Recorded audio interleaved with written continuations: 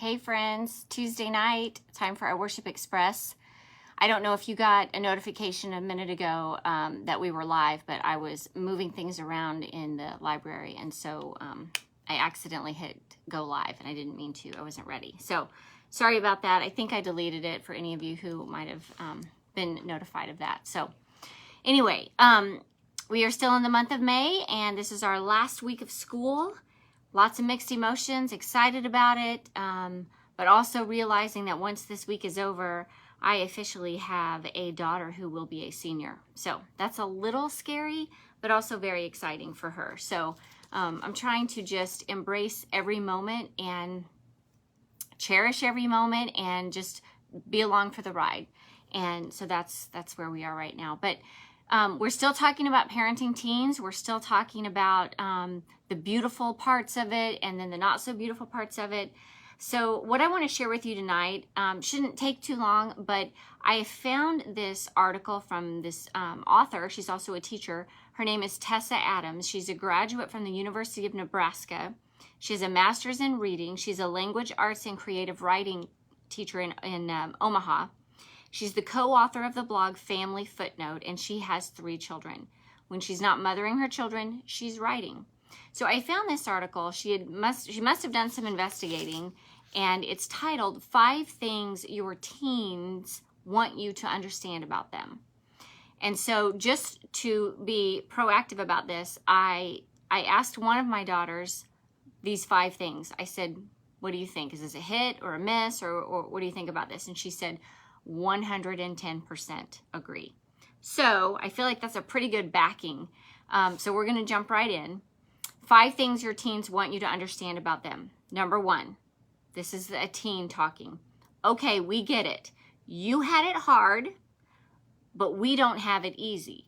And what the teens are referring to are the stories that we as parents tell our kids about having no internet, a rotary phone, we'd have to walk to and from school, up the hill, in the snow, whatever it is, that we make it sound like it was just so horrible. And, you know, I love my childhood. I love talking about the things that are so different from today, being able to be outside, playing outside until it gets dark in the summertime and your mom steps outside and just yells your name, and then you come running because you know it's time to come in. We spent every waking minute outside, and that's very different from today.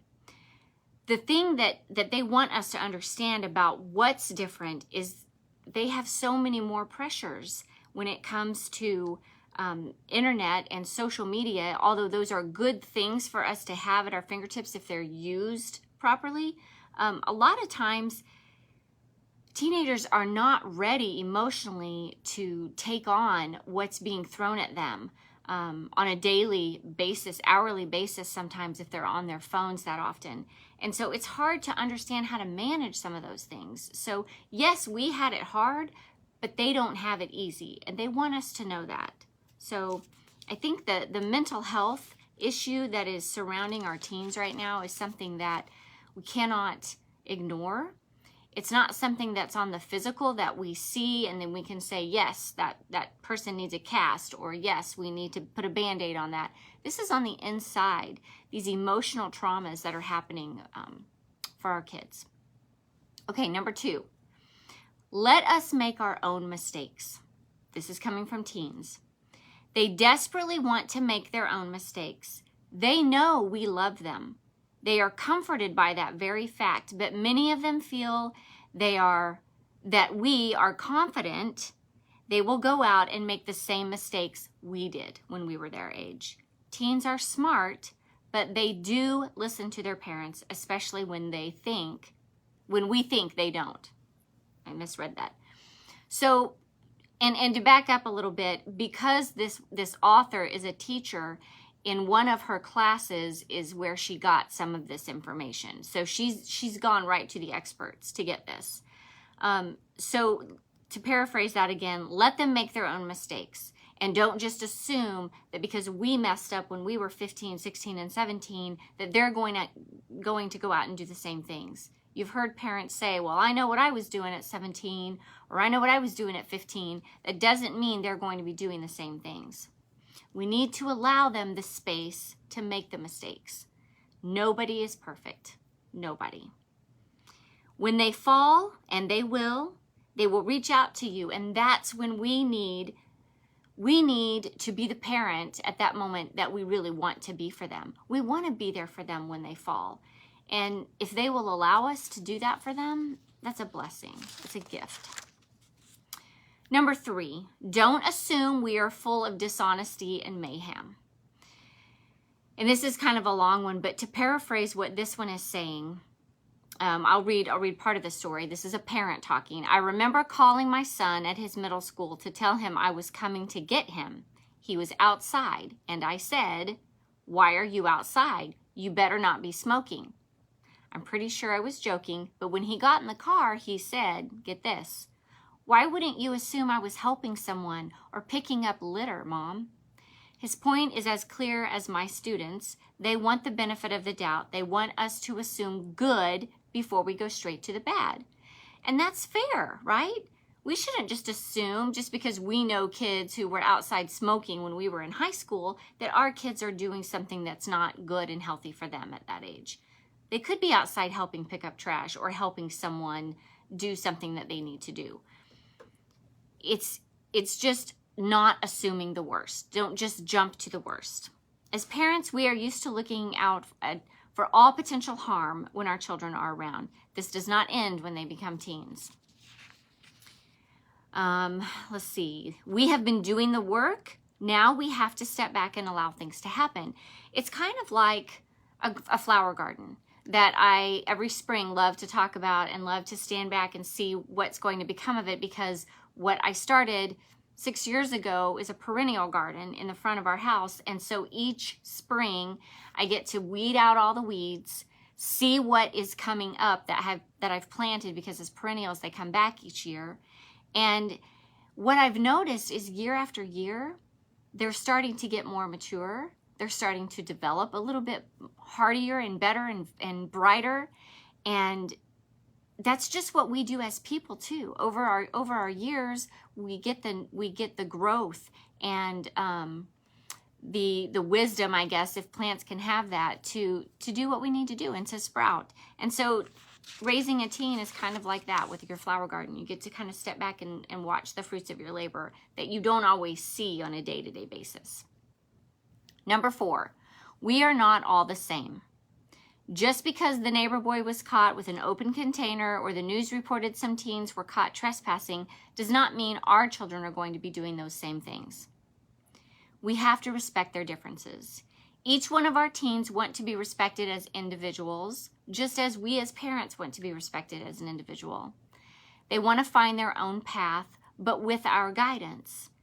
And I can tell you, I feel this so much right now. They do want to find their own path, but they are going to be asking for our help and our guidance. And we have to be paying attention so that we can give it to them. And number 5, give us room to form our own opinions and interests.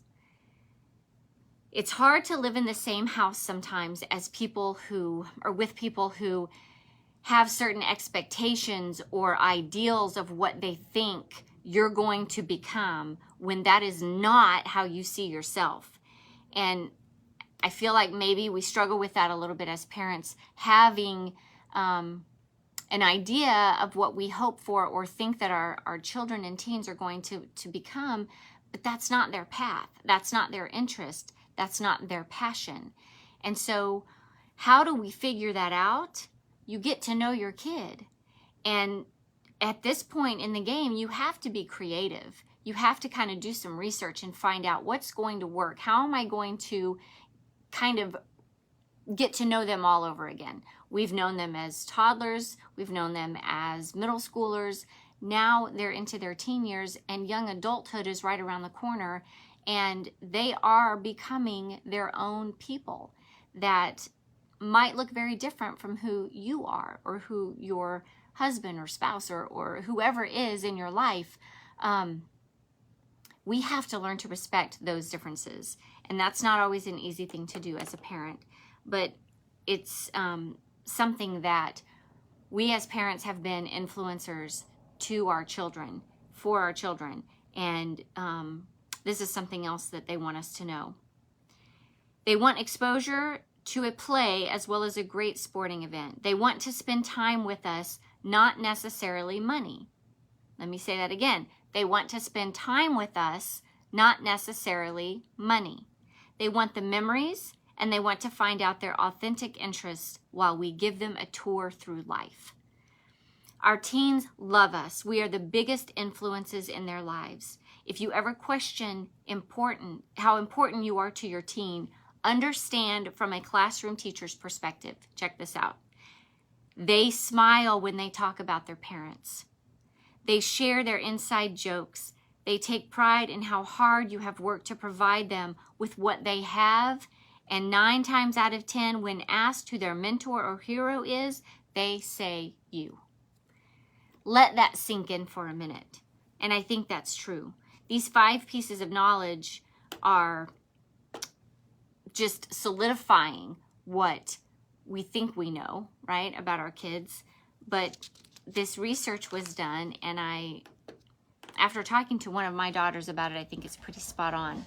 I want to share this last scripture with you in the book of Ephesians, chapter 4, verse 29. It says, "Don't use bad language. Say only what is good and helpful to those you are talking to and what will give them a blessing." I think about that, and I think about the opportunities we have as parents to be the role models, to live our lives a certain way, to react to things a certain way, to respond to things a certain way, and let our children watch that unfold. And they are paying attention when we don't think they are, even at a very young age. So, I think it's really important to find some common ground with your teens. I think I brought it up last week about the gratitude journal that you can pass back and forth with between yourself and your teen. And it's really fun. To come up with some really funny, out there questions and to get the responses back, and then they'll come up with some questions, and then you get to give some responses. It's just kind of a way to break the ice if there's some tension, or get to know them a little bit better, or get to know yourself a little bit better too, because they're going to be asking you some questions.